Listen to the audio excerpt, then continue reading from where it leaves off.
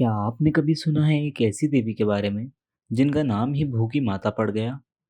उज्जैन की पवित्र शिप्रा नदी के तट पर स्थित इस रहस्यमय मंदिर से जुड़ी एक ऐसी कथा है जिसे सुनकर आज भी लोग हैरान रह जाते हैं। कहते हैं कि प्राचीन समय में यहाँ देवी को प्रसन्न करने के लिए नरबलि दी जाती थी और इसी कारण उनका नाम पड़ा भूखी माता। बाद में राजा विक्रमादित्य ने देवी को भोग और मिठाइयाँ अर्पित कर इस परंपरा को बदल दिया। आइए महाकाल.com के माध्यम से जानते हैं इस रहस्यमय कथा को मंदिर के पंडित जी की जुबानी। जय श्री माता। मेरा नाम विशाल पुजारी है। ये भूखी माता मंदिर है, यहाँ पुजारी है। भूखी माता मंदिर है, इसका थोड़ा सा इतिहास के बारे में बता सकते हैं कि माता को भूखी माता क्यों कहते हैं?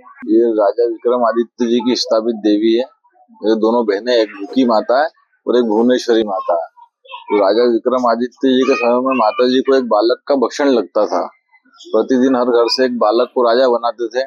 उसकी दिन भर हुकूमत चलती थी और शाम को सभी देवी शक्ति मिलकर उसका भक्षण करती थी। तो राजा विक्रमादित्य जी उज्जैन में आए थे घूमने के लिए, तो उन्होंने देखा कि यहाँ पर ऐसी ऐसी परंपरा है। तो राजा विक्रमादित्य जी एक दिन के राजा बने। उन्होंने जहाँ से देवी शक्ति निकलती है वहां से लेकर राज दरबार तक सभी देवियों को, मतलब सभी चीज जो प्रसाद भोग चढ़ता है वो सारी चीज की व्यवस्था की गई उन्होंने। वो जहाँ राज दरबार के अंदर राजा को लेटाते थे वहां पर उन्होंने एक मेवन स्टान का पुतला तैयार कर कर लेटा दिया गया था। तो राज दरबार से सारी बहनें खाते पीते आई राज दरबार तक, तो सारी बहनें तृप्त हो गई थी, प्रसन्न हो गई थी। तो सभी बहनों ने विचार बनाया कि ये राजा रोज रहेगा तो अपनी ऐसी सेवा पूजा होती रहेगी, इस राजा का अपन भक्षण नहीं करते हैं। तो ये जो देवी है ये नहीं मानी। इन्होंने जाकर मेवन स्टान पुतला तोड़ के खा लिया था। तो माता ने कहा कि जो भी कोई मनुष्य प्राणी सुनता हो वो बाहर आए, आज मैं बहुत प्रसन्न हूँ उससे, आज वो जो मांगेगा वो पाएगा। तो राजा विक्रमादित्य जी हाथ जोड़ के खड़े हो गए कि हाँ माँ मैं हूँ। तो माता ने कहा कि मांगो राजा, आपको क्या चाहिए, धन दौलत राजपाट। तो राजा विक्रमादित्य ने कहा कि नहीं माँ, मुझे आपसे एक वचन चाहिए। तो बोले वचन में क्या? बोला आज से आपको नर भक्षण बंद करना पड़ेगा और आपकी बहनों से आपको दूर विराजमान होना पड़ेगा। तो इनकी सारी बहनें सिटी के अंदर है और ये मतलब सिटी से बाहर है, मतलब नदी के इस पार मंदिर बना हुआ माता जी का है। तो वहाँ नीचे प्राचीन मंदिर बना हुआ माता जी का नदी के, हाँ नदी के अंदर वो प्राचीन मंदिर है वहां पर। फिर राज दरबार से माता को राजा विक्रमादित्य जी बाहर लेके आए। तो सभी बहनों ने कहा कि देवी राजाओं प्रजाओं ने अपने को इतना कुछ खिलाया, फिर भी आप भूखी रह गई और आपने एक मेवन स्टान का पुतला तोड़ के खा लिया। बोला आज से आपका नाम भूखी माता रखा जाएगा। तो तब से इनका नाम भूखी माता है। और अब यहाँ पर मुर्गे बकरे की बलि होती है, भक्तों की मनोकामना पूरी होती है तो वो चढ़ाते, मदिरा भी चढ़ती है यहाँ पर।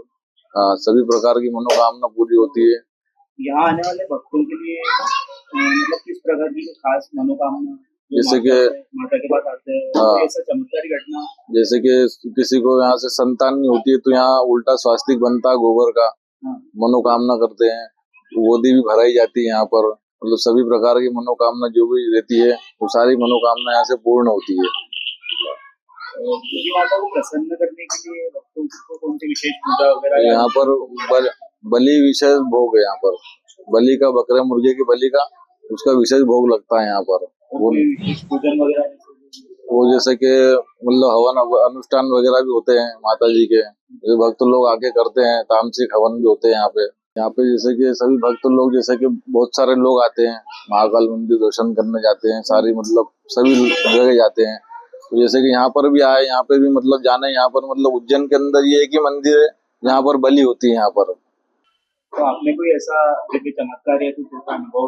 हाँ होता रहता है, जैसे कि आरती वगैरह करते हैं तो माता जी के मतलब माला गिर जाना, फूल गिर जाना, ऐसा। हाँ आरती में वैसे बहुत सारे होते हैं चमत्कार, मस्त मुकुट के ऊपर से फूल नीचे गिर जाना, ऐसा होता है।